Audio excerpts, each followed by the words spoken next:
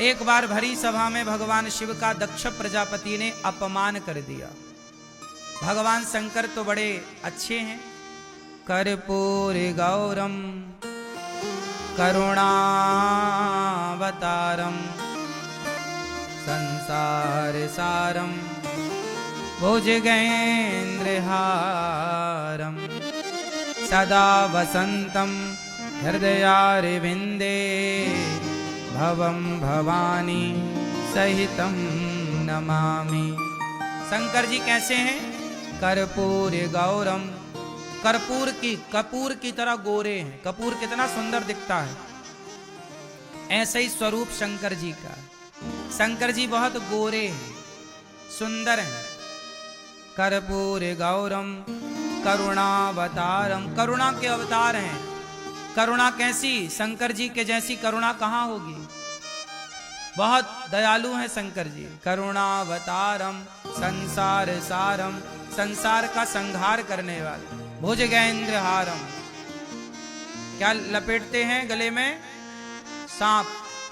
सदा वसंतम, सदा वसंतम, जिनके हृदय में सदा बसते हैं कौन? हृदयारविंदे, जिनके हृदय में सदा सीताराम बसते हैं, लक्ष्मी नारायण बसते हैं हृदय में। ऐसे भगवान शंकर को भवानी सहित भगवान शिव माता पार्वती के सहित भगवान शिव को हम ध्याते हैं, ध्यान करते हैं, नमस्कार करते हैं। बोलिए शंकर भगवान की। शंकर भगवान कहाँ रहते हैं? कहाँ रहते हैं? कैलाश। अच्छा, आपके घर में बहुत, आपके गांव में, आपके गली में, आपके क्षेत्र में मंदिर होंगे ना शंकर जी के, जहाँ शिवलिंग है। शिवलिंग पर आप जल भी चढ़ाने जाते हो। धतूरा, बिल्वपत्र, आग का फूल इत्यादि शिव जी पर चढ़ाए जाते हैं। शमी का पत्ता भी चढ़ाया जाता है। शंकर जी के मंदिर में क्या होता है? शिवलिंग। क्या होता है? हमारे यहाँ 12 ज्योतिर्लिंग भी हैं। 12 ज्योतिर्लिंग हैं। अच्छा, ये बताओ मुझे आप लोग, ये जो शंकर जी के शिवलिंग होते हैं, 12 ज्योतिर्लिंग हैं, ये शिवलिंग का मतलब क्या होता है? क्या है ये शिवलिंग? भैया बताओ, ये शिवलिंग क्या है? इसमें लिंग शब्द क्यों जुड़ा है? शिव तो ठीक लग रहा है, ये लिंग क्या अर्थ यहाँ पे क्या है? शिवलिंग क्यों कहा जाता है? राम जी के किसी मंदिर में रामलिंग तो नहीं कहा जाता। कृष्ण जी के किसी भी मंदिर में कृष्ण लिंग तो नहीं कहा जाता।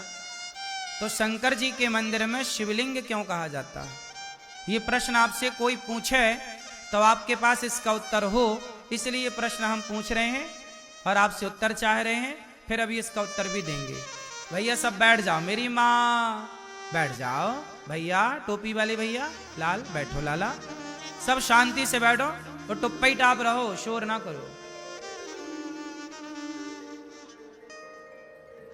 शांति से बैठ जाओ, चुप रहो। बोलिए कृष्ण कन्हैया लाल की। प्रश्न सुनो ध्यान से, उत्तर दो ध्यान से। शंकर जी के मंदिर को, शंकर जी को शिवलिंग क्यों कहा जाता? ये शिवलिंग है, चलो जल चढ़ाओ, शिवलिंग पे जल चढ़ाओ। क्यों? और तो किसी देवी देवता के मंदिर को लिंग शब्द से प्रयोग नहीं किया जाता, क्यों? अब आप लोग बताओ कि शिवलिंग क्यों कहा जाता है? आप बताओ। नहीं पता? आप बताओ भैया। नहीं पता? आप बताओ पीली मैया। नहीं पता? इसलिए कहते हैं हम हिंदुओं को सब कुछ पता होना चाहिए। यदि आप हिंदू हैं, शंकर जी को मानते हैं, तो पता होना चाहिए ना। नहीं पता होने से लोग भड़का देते हैं आपको कुछ भी, तो आप मान ले यार बात तो सही है। इससे क्या होता? हमारा सनातन धर्म कमजोर होता है। हमारे ज्ञान न होने से हमारा धर्म कमजोर होता है। इसलिए कमजोर सनातन तब नहीं होगा जब आप ज्ञान से परिपूर्ण होंगे। यदि ज्ञान से परिपूर्ण हैं तो आपको कोई दिक्कत नहीं। इसलिए अपने ज्ञान को बढ़ाओ, अपने सत्संग को बढ़ाओ, अपने स्वाध्याय को बढ़ाओ, सदग्रंथ पढ़ो, तब आपका संदेह मिटेगा। अब आप बताएंगे शंकर जी के मंदिर को, शिव जी को शिवलिंग क्यों कहते हैं? आप बताएंगे? भारत के 99% लोगों को यह बात नहीं पता और कर रहे हैं सब पूजा, सब शंकर जी के मंदिर जा रहे हैं, पर किसी को यह नहीं पता कि शिवलिंग का मतलब क्या है। जबकि विधर्मी लोग तुम्हारा मजाक उड़ाते हैं, यार तुम तो लिंग की पूजा करते हो, कैसे हिंदू हो तुम तो लिंग की पूजा कर रहे हो। विधर्मी लोग मजाक उड़ाते हैं ना तुम्हारा। तुम्हारे पास कोई उत्तर होता नहीं है क्योंकि तुम्हें पता नहीं है, तुमने रिसर्च नहीं की, अपने धर्म को जानना उचित नहीं समझा। मजाक उड़ाते भी हैं लोग तो आप सुन लेते हो क्योंकि आपको उत्तर नहीं पता। उत्तर पता होना चाहिए, आपके बच्चों को भी उत्तर पता होना चाहिए, ताकि हमारे शिव का, हमारे मंदिरों का, हमारे सनातन धर्म का कोई मजाक ना उड़ा सके। क्योंकि हमारे यहाँ मजाक है ही नहीं, हमारे यहाँ तो साइंटिफिक है ना सब चीज, वैज्ञानिक कसौटी पे खरा है सब कुछ। आओ समझते हैं शिवलिंग का गणित, शिवलिंग का विज्ञान। शिव महापुराण के अनुसार शंकर जी जो हैं वह निराकार हैं। शंकर जी कौन है? निराकार। निराकार ओंकार पढ़ा है ना आप लोगों ने। शंकर जी कैसे हैं? निराकार। जब भगवान शिव को निराकार कहा गया, वह एक शक्ति है, एक ज्योति के रूप में। शंकर जी निराकार हैं, पर शंकर जी के भक्तों ने कहा कि प्रभु आप निराकार हैं, पर हम आपकी उपासना करना चाहते हैं, ध्यान करना चाहते हैं, तो ध्यान करने के लिए कोई तो आकार हो, वरना निराकार है तो ध्यान किसका करेंगे? कहां जाके मन टिकेगा, कहां जाके आंखें टिकेंगी? तो वो निराकार जो है, उस निराकार का कोई आधार तो चाहिए। क्या चाहिए? आधार। तो आधार क्या है? तब भगवान शिव ने कहा कि मैं तो कण कण में व्याप्त हूं, सब जगह हूं, आप किसी को भी आधार मान लीजिए। मैं निराकार तो हूं, परंतु आपके लिए मैं सब जगह प्रकट हो सकता हूं। तब भगवान शिव के भक्तों के द्वारा अनेक टाइम पर, अनेक स्थानों पर भगवान शिव का वह निराकार रूप एक बिंदु में प्रकट किया गया। ज्योतिर्लिंग क्या है? एक बिंदु ही तो है, छोटी सी बिंदु, डॉट। क्या है? एक डॉट है, इतना वो बिंदु है, वो निराकार रूप है।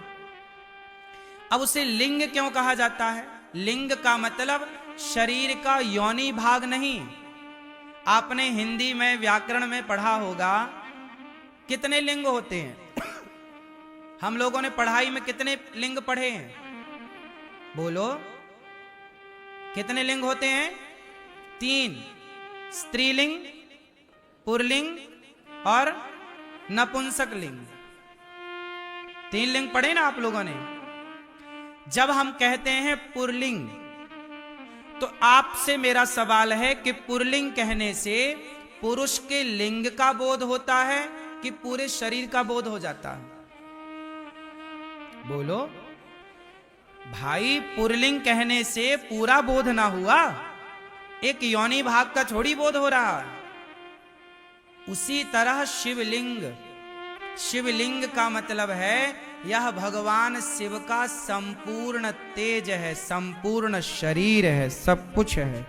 भगवान शिव हैं पूरे, साक्षात सिर से लेकर पांव तक। भगवान शिव का ही पूरा एक भक्त जो है वो भाव रखता है किस वस्तु में मेरे भगवान हैं। अब बताओ, शालिग्राम भगवान भी तो गोल पत्थर की तरह हैं। शालिग्राम भगवान की बटैया कैसी है? गोल है ना, उसमें हाथ दिखता, ना पांव दिखते, ना पेट दिखता, ना पीठ दिखता, ना आंख दिखती, ना नाक। शालिग्राम भगवान में कहां कुछ दिखता है? शालिग्राम भगवान तो गोल है कि नहीं? तो भाव ये है ना कि ये नारायण है। क्या भाव? शालिग्राम मतलब भगवान नारायण विष्णु। तो पूरे शालिग्राम गोल में भाव पूरे विष्णु का है ना।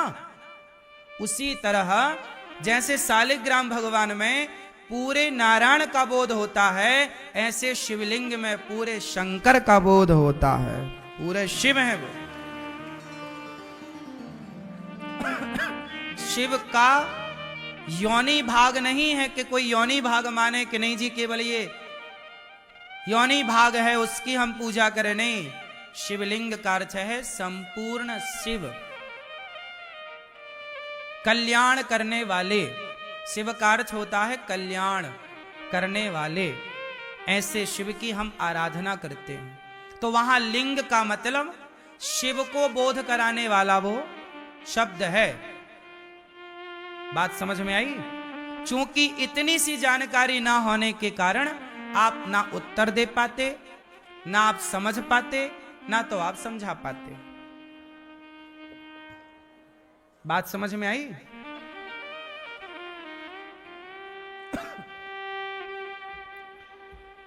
तो भगवान शंकर का एक बार अपमान हुआ। दक्ष प्रजापति के यज्ञ में भगवान शंकर ने कोई उत्तर नहीं दिया, चुपचाप चले आए। शंकर जी को गालियां दक्ष प्रजापति देते रहे, अपमान करते रहे, पर शंकर जी ने कोई उत्तर नहीं दिया।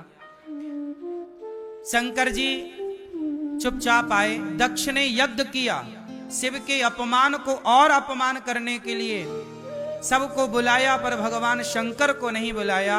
पर भगवान शंकर ने कोई उत्तर नहीं दिया। माता सती उस यज्ञ में बिना बुलाए गईं और पति भगवान शिव का अपमान देखकर माता सती जलकर भस्म हो गईं और वही सती पार्वती बनी। तब जाकर शंकर पार्वती का विवाह संपन्न हुआ। अच्छा एक बात बताओ, आप में से कितने लोग शिव जी के मंदिर जाते हैं? हाथ उठा के मुझे दर्शन दे सकते हैं। जाते हो? अब ये बताओ कि शिव जी के मंदिर जाते हो तो क्या सीख मिलती है भगवान शंकर से? मंदिर क्यों जाया जाता है? शिव जी के मंदिर हो, राम जी के मंदिर हो, कृष्ण जी के मंदिर हो, दुर्गा जी के मंदिर हो, हनुमान जी के मंदिर हो, क्यों जाते हैं मंदिर? क्यों जाना चाहिए? आप शंकर जी के मंदिर क्यों जाते हो? उत्तर दो। क्या सीख मिलती है आपको शिव जी के मंदिर से? आप मंदिर क्यों जाते हैं? हाँ,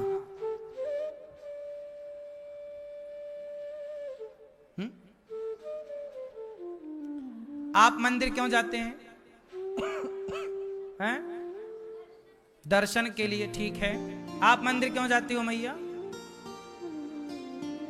हाँ, आप मंदिर क्यों जाते हो? हैं? पूजा करने।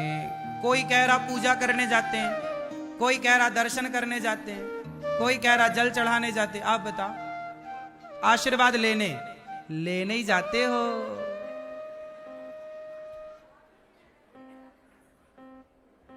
देखो जरा,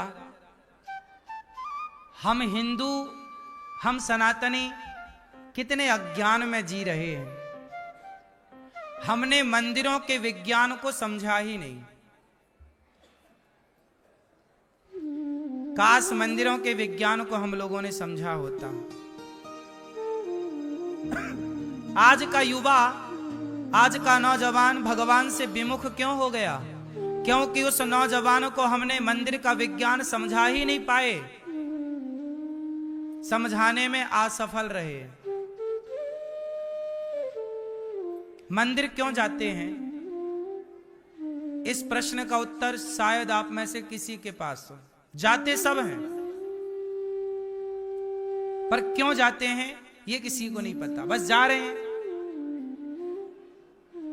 क्यों जाते हैं, आओ चर्चा कर लेते हैं। जब तक ज्ञान ना हो ना तो जाने का अर्थ कहां है। सब जा रहे हैं तो आप भी जा रहे हैं, ये तो भेड़ चाल हो गई। ये कौन सी चाल हो गई, भेड़ चाल। मंदिर क्यों जाते हैं, चलो बात करते हैं शंकर जी की। भगवान शिव के मंदिर में क्यों जाते हैं, नहीं पता? आप बताओ क्यों जाते हैं मंदिर शंकर जी के। चलो अब सुनो। भगवान शिव जी के मंदिर में जाते हैं कि भगवान शिव को देखकर हम भगवान शिव से ग्रहण करेंगे, सीखेंगे। क्या भगवान शिव क्या सिखाते हैं? शंकर जी के मंदिर जाने से पहले शंकर जी की कथा सुनो। कथा क्या है कि दक्ष प्रजापति ने भरी सभा में भगवान शिव को सैकड़ों गालियां दी, अपमानित किया, जलील किया, श्राप दिया, पर भगवान शिव ने एक बार भी उत्तर नहीं दिया। सारी गालियां सह गए। समुद्र मंथन में निकला जहर शंकर जी पी गए। शंकर जी के मंदिर तो जाते हो सब लोग, पर सीखते नहीं हो। शंकर जी से सीखो कि कोई कितना भी अपमान करे, वो परिवार का है, माँ है, बाप है, भाई है, बहन है, पति है, पत्नी है, मित्र है, दोस्त है, अपना सनातनी है। कोई कितना भी आपको जलील करे, अपमानित करे, शंकर जी से सीख लो कि आप उत्तर नहीं देंगे। आतंकवादी है कोई तो उत्तर दो, मारो उसे। तुम्हारी बहन बेटी को गलत देखे तो राम की तरह मार दो, रावण को, बाली को मार दो। मारने का भी विधान है। लेकिन भगवान शिव सिखा रहे हैं कि सहनशील बनो, सह जाओ। जहर पिया, आप कितना जहर पीते हो अपमान का? अपमान ही जहर है, सम्मान ही अमृत है। सम्मान तो सब चाहते हैं, सम्मान का अमृत सब पीना चाहते हैं। सम्मान का अमृत निकला समुद्र मंथन से तो देवता पी गए, और जहर निकला तो शंकर जी को लाकर दे दिया, और जहर निकला तो शंकर जी को दिया। अमृत निकला तो देवताओं ने एक बार नहीं पूछा कि शंकर जी जहर पिया है, थोड़ा अमृत पियोगे क्या? एक घूंट नहीं दिया शंकर जी को अमृत, देवता पूरा पी गए, और जो बचा उसे स्वर्ग में रख लिया। देवताओं ने पिया अमृत तो देवता कहलाए देव, और शंकर जी ने पिया विष तो कहलाए देवाधिदेव महादेव। शंकर जी की कथा है कि अमृत पीने वाला बड़ा नहीं बना, अमृत पीने वाला बड़ा, विष पीने वाला बड़ा बना। तो शंकर जी के मंदिर जाओ तो शंकर जी से सीखो कि जैसे अपमान प्रभु आप सहते हैं, हमें भी समाज के अपमान को सहने की ताकत दो। यदि हम अपमान ना सहेंगे तो भक्ति ना कर पाएंगे। अरे यदि हम आपसे उलझ गए तो भजन कब होगा? इसलिए कभी ना उलझें किसी की बातों पर, सदा भगवान की ओर बढ़ते चलें। यही सीखना है शिव से। तो मंदिर जाओ शंकर जी के तो शिव की तरह धैर्य